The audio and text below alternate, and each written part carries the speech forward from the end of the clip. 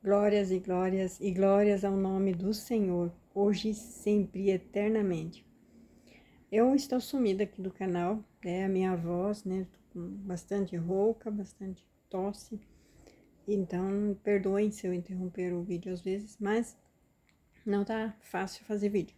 No entanto, eu estou na minha própria campanha de 52 dias de Neemias. Então, são 52 dias de oração, podendo fazer jejum, né? Você pode jejuar até 7, 8 horas, até tomar o café da manhã e em oração, né, à madrugada. E assim, em 52 dias, a restauração. E eu vou ler aqui o versículo 16, né? 15 e 16 do capítulo 6 de Neemias, né? Acabou-se, pois, o muro aos 25 do mês de Elul, em 52 dias, né? Então, em 52 dias foi construído os muros de Jerusalém.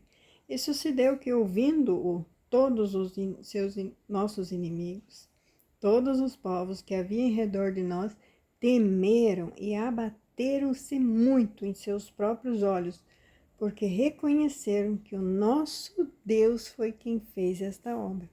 Porque era uma obra impossível, ainda mais em tão curto espaço. E com tantas levantes que aconteceu nesses 52 dias. Mas eles permaneceram firmes ali e fizeram a obra acontecer. Então, por mais que eu tenha levantes nesses dias, eu não desisto. E eu te convido também a participar, se você quer aprender como fazer uma campanha, né? Como fazer e como obter resultados. Vai haver levantes, vai ter lutas. No entanto, a vitória já é nossa, em nome de Jesus. E então,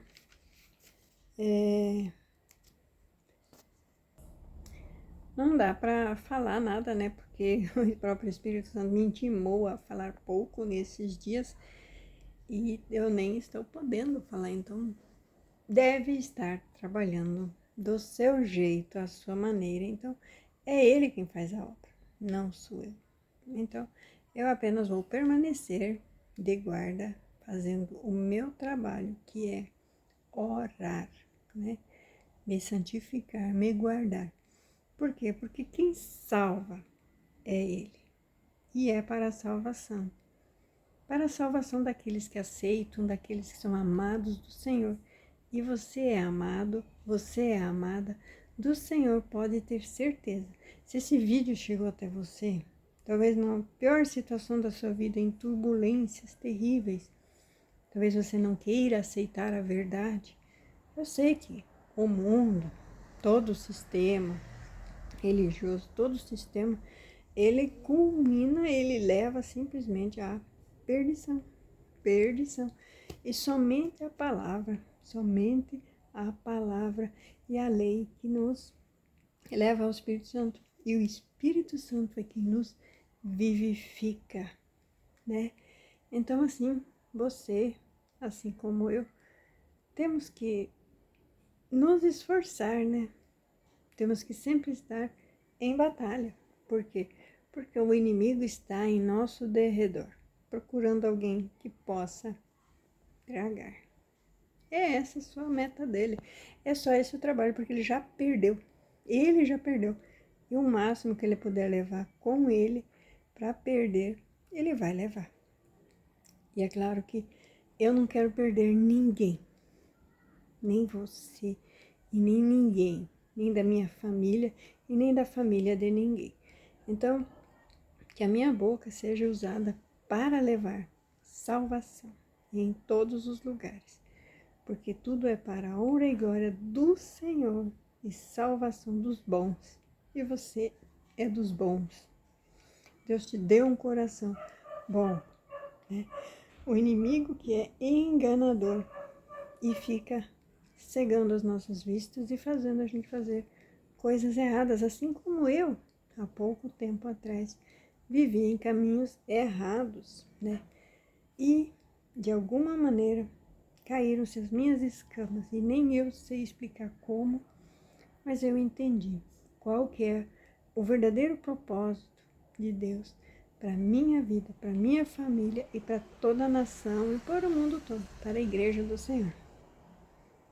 E é difícil, né, para a gente entender que existe o joio, né, no meio do trigo. Existem as virgens loucas que estão ali sedentas pelo nosso azeite e a gente precisa ser prudente, né, porque a gente não pode sair dividindo o que Deus nos deu, né.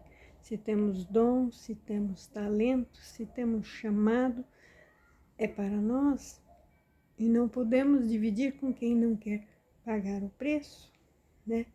Você não quer pagar o preço? Fazer uma campanha, 52 dias, mas quer o resultado. Então não é para todos, né? Eu comecei hoje é terça, eu comecei na sexta-feira. Então eu já estou sexta, sábado, domingo, segunda, terça, 5 dias. No 5º dia, olha só, daqui a mais 10 vezes isso, né? Daqui a 52 dias terminamos nessa campanha, né? Para levantar os muros, para restaurar. Então essa restauração, ela é para restaurar todas as coisas, né?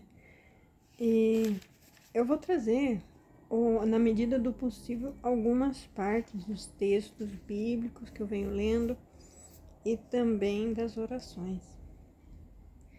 E orações que são atendidas, né? E Deus me acorda de manhã, de madrugada, da noite, em vários horários Deus me acorda para orar. E é bom estar pronto. E é bom dizer, eis-me aqui, né? Tem hinos que cantam sobre isso, né? Eu quero ser usado, eu quero ser transformado, eu quero ser um vaso de honra. Assim também, todo crente, ele quer ser usado. Mas para ser usado, precisa ser transformado, né? Deus usa, né, pessoas do mundo, às vezes, para nos abençoar. Mas Deus quer usar os seus santos para abençoar a igreja de Cristo, que é um corpo sagrado, né? A igreja de Cristo que está espalhado aí, né? A gente não pode falar que é de tal ou de tal ou de tal lugar, né? Porque a luta individual de cada um não é perdida. Não pode ser perdida. Então, quando a gente entende isso, a gente desencana um pouco de morrer por placa de igreja. Porque no céu não vai ter placa de igreja. Infelizmente, para quem acredita nisso, e vai chegar lá e não vai encontrar sua placa de igreja lá, né? Talvez encontre pessoas que realmente estiveram na luta com Deus, com o Espírito Santo, buscando as verdades de Deus. E não, às vezes, pensamentos de homens, né? Porque a gente percebe quando são pensamentos de homens e quando é o Espírito Santo que instruiu, né? Quem instituiu. No domingo eu fiz questão de assistir alguns vídeos, porque eu queria entender a formação de algumas igrejas. E principalmente da Assembleia de Deus, que acho que hoje é das igrejas evangélicas a maior em todo o nosso território brasileiro. E eu caí lá no avivamento da Rua Azusa, nos Estados Unidos. Esqueci o estado agora. Mas esse avivamento da Rua Azusa não foi só a Igreja Assembleia de Deus do Brasil que foi ali, saiu dali. Teve outras igrejas que saíram dali, né? Porque foi um avivamento que até então existiam apenas as igrejas batistas e algumas outras denominações, mas muito centradas, muito ainda trazendo resquícios do catolicismo, né? Que é aquele negócio do culto do jeito que os católicos faziam, que Lutero fez a primeira reforma e depois foi tendo outras reformas, até que o avivamento da Rua Azusa trouxe a reforma que trouxe a nós a Igreja Assembleia de Deus, né? Que tantas almas tem salvado em todo o nosso território e está em praticamente 200 países no mundo, né? Acho que é uma das igrejas que tem mais países do mundo. E é óbvio que depois disso, né, vieram outras também a partir disso, né? Acho que o Davi Miranda, né, da Deus é Amor também. Então, são igrejas que vão, e a gente espera, com toda certeza, o último avivamento.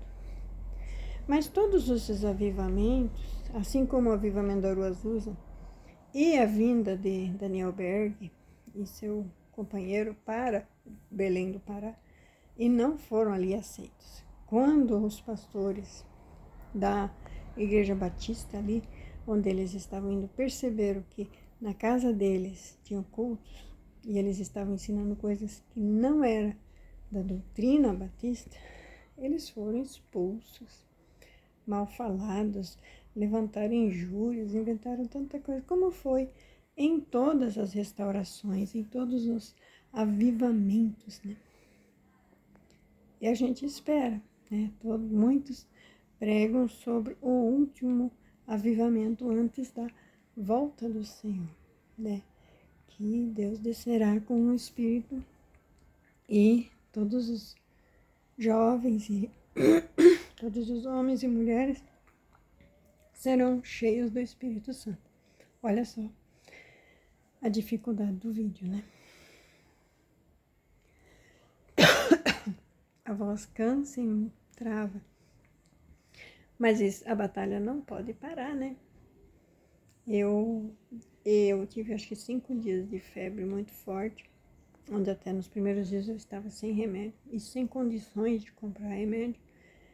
E foi bem difícil controlar a febre apenas controlando a temperatura do corpo, tomando muita água e chá. E, enfim, não é brincadeira, né? E aí a gripe, o resfriado. Apesar de que nos primeiros 3 dias eu achei que poderia ser Covid ou outra coisa. Eu até fiquei muito preocupada.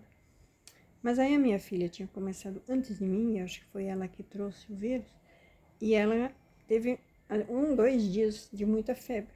E aí para ela eu ainda tinha remédio, ela tomou, e a febre passou e ela começou com tosse. E ficou naquela tosse de dia e de noite. E aí eu peguei, né? Quando ela começou a tosse, eu peguei. E aí eu fiquei pensando, será que esse negócio não é Covid? E depois, quando amadureceu, depois de 5 dias que começou a vir catarro mesmo, que amadurece, né? Como dizem, né? Aí não, é só uma gripe forte mesmo. Ela só estava demorando a sair, né? E é claro que nesses dias de muita febre eu tive muita dor de cabeça e minha cabeça também deu umas incrível, né? Fiquei até com medo, né? Porque a gente escuta falar de algumas... Antigamente tinha muito isso, meningite e outras coisas por causa... Perdão. Por causa de febre muito alta, né? Aí, aqui perto de casa tem o postinho, mas eu não fui, né? Não queria deixar minha filha sozinha. E então essas são as lutas, né, de uma mãe sozinha com uma filhinha pequena. Não é tão pequena, mas ela tem 11 anos. 11 anos, mas é só eu e ela, né? E a gente tá aí nessa luta de restauração e é nessa batalha, né? A gente até pode conseguir ajuda, mas a gente não sabe se é de confiança, né? Com tanta coisa que acontece, Brasil e mundo afora, com crianças, com meninas, meninos também. Então a gente não sabe em quem confiar, né? Por mais que Deus esteja assim, sempre abrindo nossos olhos, né? Olhos espirituais, mas às vezes a gente se engana, né? E a gente vê acontecendo coisas terríveis às vezes. Então é melhor eu mesma cuidar, né?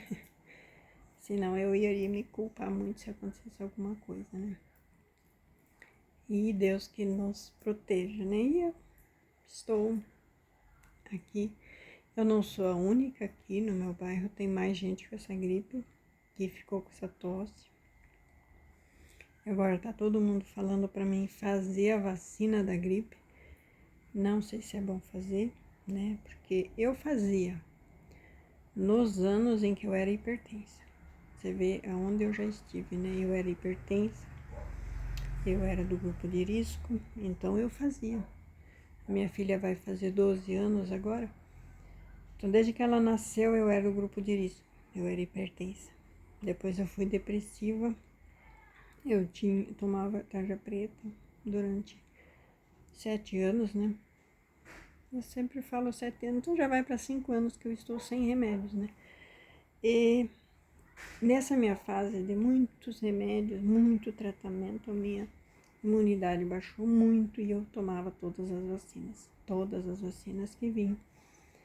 E só fui diminuir o ritmo das vacinas depois que eu tirei os remédios, que eu já conseguia ficar bem sem os meus remédios, né? Não eram meus, né? Mas me auxiliaram. Foi necessário por um tempo. Mas eu não aconselho, né? Eu aconselho você numa batalha espiritual mesmo. Toda doença tem uma raiz emocional. E principalmente essa raiz emocional é uma raiz espiritual. É falta de perdão, é mágoa e é um monte de outras coisas. Ressentimentos, luto e assim vai. Eu tinha tudo isso e mais um pouco. E não sabia lidar com isso. E tive que aprender, né? Acho que logo que eu saí de casa, acho que eu tinha saído de casa com minhas filhas, eu estava com elas já 6, 7 meses fora de casa, eu estava morando em outra cidade com elas, eu tive uma EQM.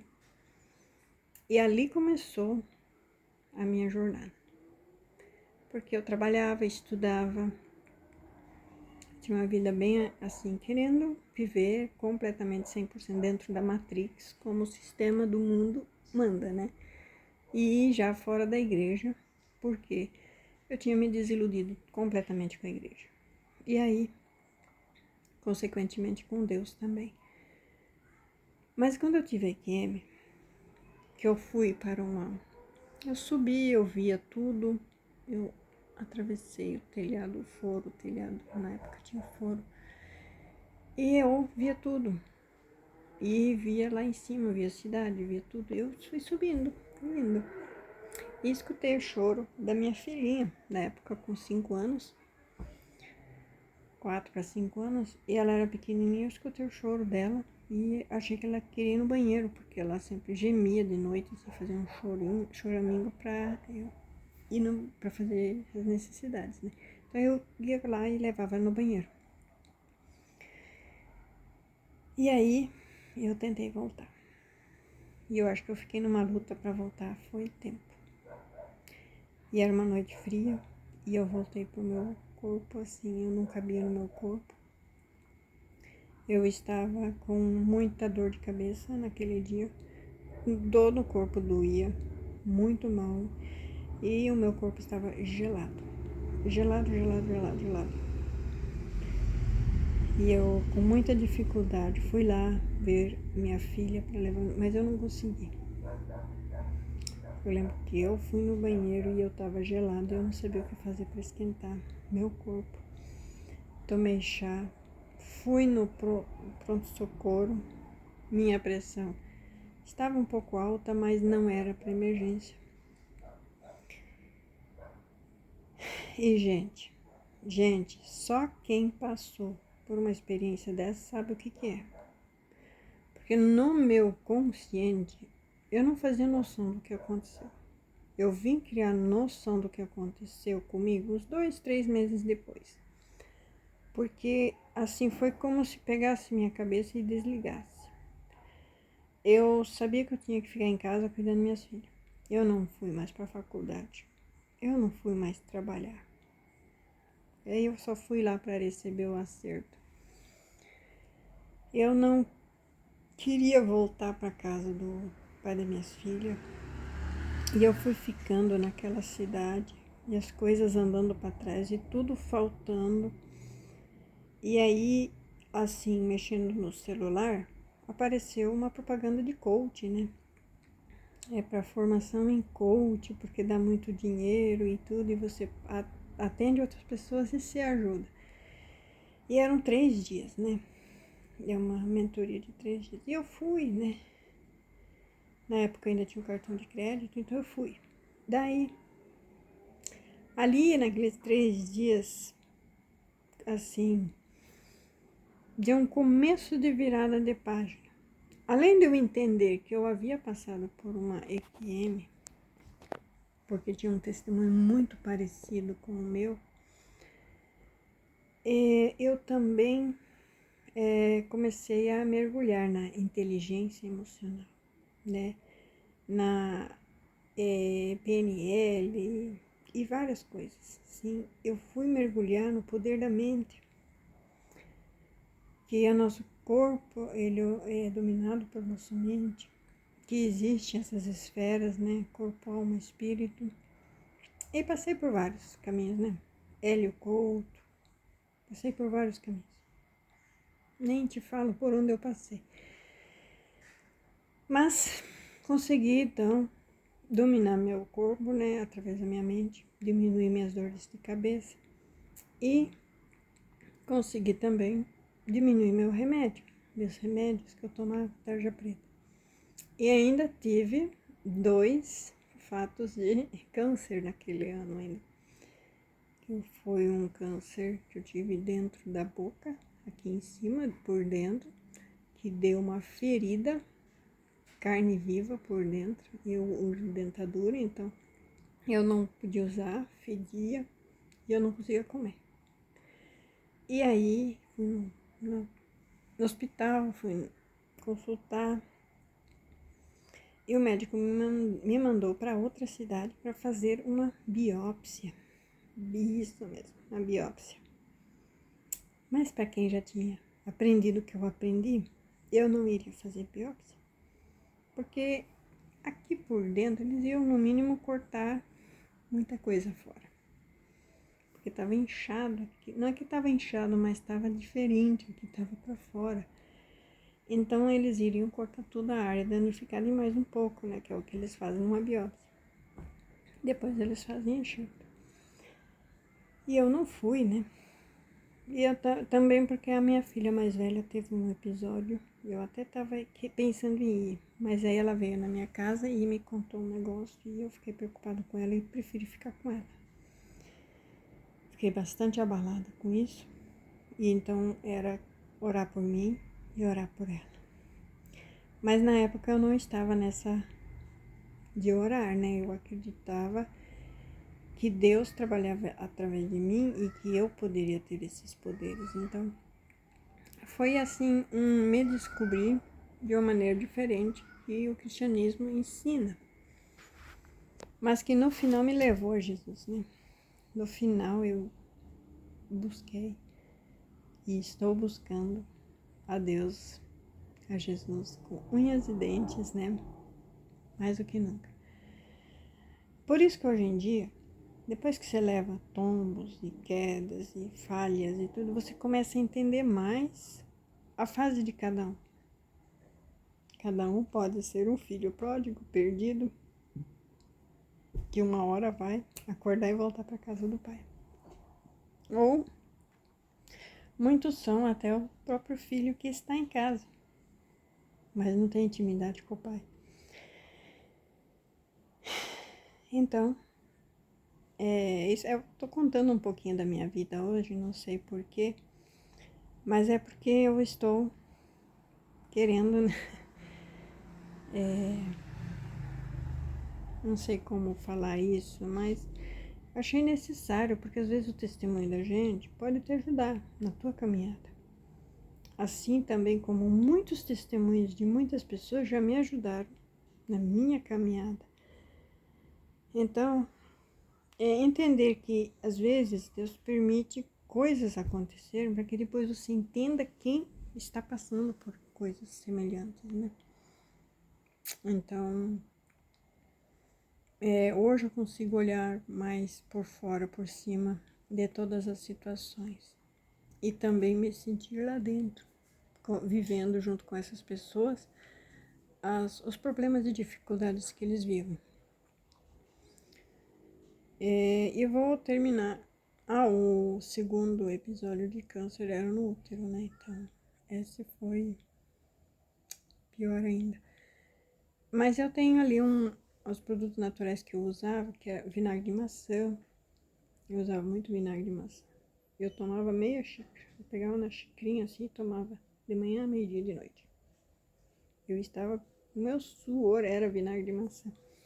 E muita água, né? E como eu não conseguia comer, não estava me alimentando. Mas e depois quando eu tive lá no útero também, foi mais ou menos parecido. Também, né, eu já tive que ir para outro médico, para outro hospital. E lá esse outro médico que me mandou para biópsia do útero, eu também não fui. E no final eu tive que mudar de cidade, porque ali nenhum médico mais queria me atender para nada. Porque se você não faz o tratamento, a doença volta e assim vai. E é assim, né? Vou orar aqui. Apesar de que eu faço minhas orações sempre sozinho, por mim e por vocês, e sucedeu que ouvindo todos os nossos inimigos, todos os povos que havia em redor de nós, temeram e abateram-se muito a seus próprios olhos, porque reconheceram que o nosso Deus fizera esta obra. E assim também estamos aqui, porque quem fez a obra foi o Deus, o próprio Deus que fez essa obra. Então, cada testemunho que você tem que falar, abrir a boca e falar, é para ajudar alguém, é para salvar alguém, né? Então, estejam com Deus, né? Estejam com a consolação do Espírito Santo, a presença de Jesus na vida de vocês, em nome de Jesus. Amém. Minha voz está muito baixa. Amém, amém, amém. Glória a Deus.